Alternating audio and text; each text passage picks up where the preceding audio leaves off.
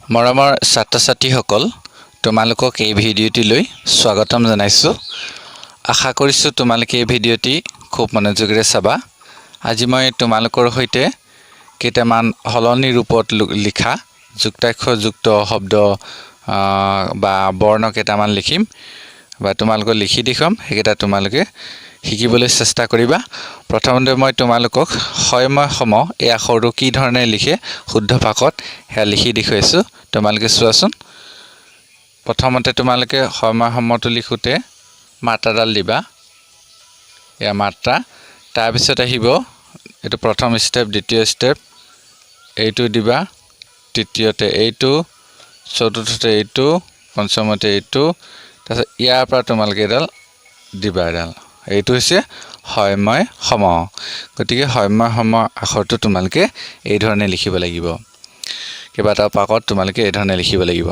তাৰপিছতেই দ্বিতীয় আখৰটো তোমালোকক দেখাইছোঁ বৰ্গীয় জয় নয় জ্ঞ, অৰ্থাৎ বৰ্গীয় জয় নয় ন্যয় জ্ঞ যিটো আখৰ, সেই আখৰটো তোমালোকে কেনেকৈ লিখিবলৈ চোৱা। প্ৰথমতে তোমালোকে মাত্ৰাডাল দিবা, প্ৰথম ষ্টেপ। দ্বিতীয়তে তোমালোকৰ এনেকৈ লিখিবা, তৃতীয়তে এইটো দিবা, এইটো তৃতীয় ষ্টেপ। চতুৰ্থতে এইটো ইয়াত লগাই দিবা, পঞ্চমতে ইয়াৰ পৰা এনেকৈ তোমালোকে আৰম্ভ কৰিবা। এয়া আছে বৰ্গীয় জয় ন্যয় জ্ঞ। এই আখৰটো এই ধৰণে তোমালোকে শুদ্ধ ভাষাত লিখিব লাগিব। তাৰপিছত আৰু এটা আখৰ ন্য আৰু বৰ্গীয় জ, আচ্ছা ন্যয় বৰ্গীয় জয় ন্যয় জয়ন জ, যি ন্যয় জয়ন জ আখৰটো তোমালোকে কি ধৰণে লিখিব লাগিব সেয়া চোৱা।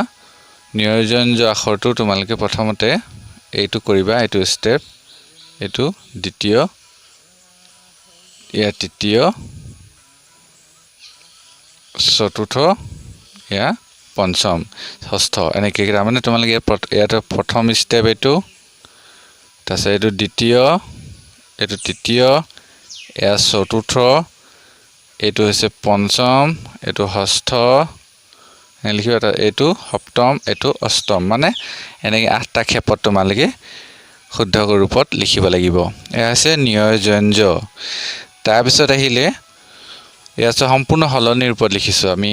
ন্য আৰু বৰ্গীয় জ দুয়োটাই যেতিয়া যুক্তাক্ষৰযুক্ত আখৰ হ'ব তেতিয়া চোৱা এইটো সম্পূৰ্ণ সলনি ৰূপত লিখিব লাগিব এই ধৰণে।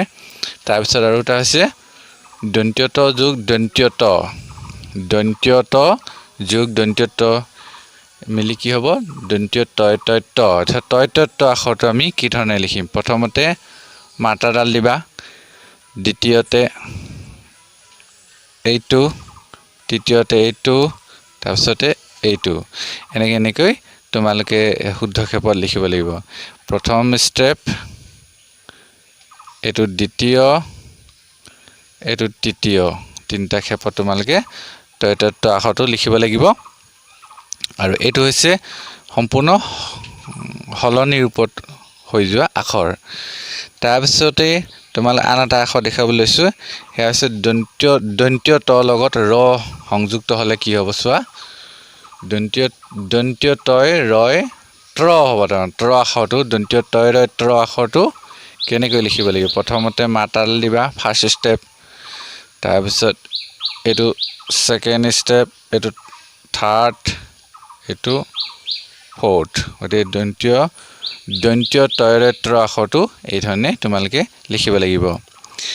তাৰপিছত আহিলে দন্ত্য নয় আৰু দন্ত্য থয়, এই দুটা আখৰ সংযুক্ত হৈ দন্ত্য নয় থন্থ হ'ব।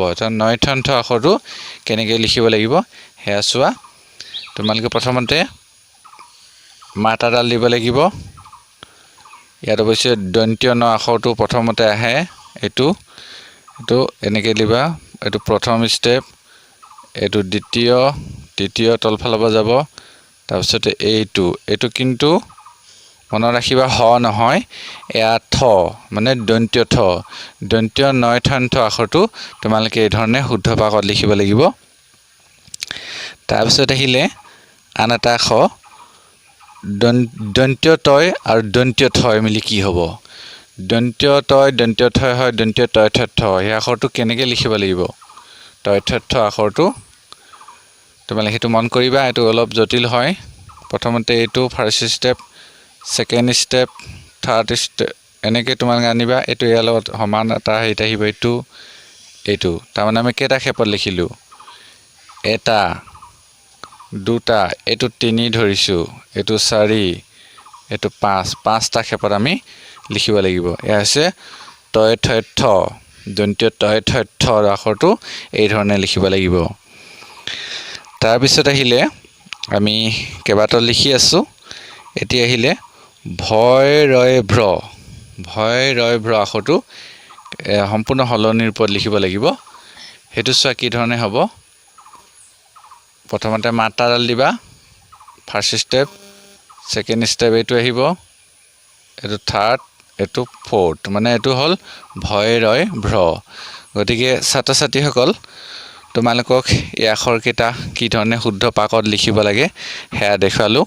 আৰু তোমালোকে মনত ৰাখিবা, এই আখৰকেইটা যুক্তাক্ষৰযুক্ত শব্দ আৰু এইকেইটা কিন্তু সম্পূৰ্ণ সলনিৰ ৰূপত লিখা হয় আখৰকেইটা। সেয়া তোমালোকে মন কৰিলে ইতিমধ্যে। আশা কৰিছোঁ তোমালোকে ইয়াৰ পৰা উপকৃত হ'বা। ধন্যবাদ।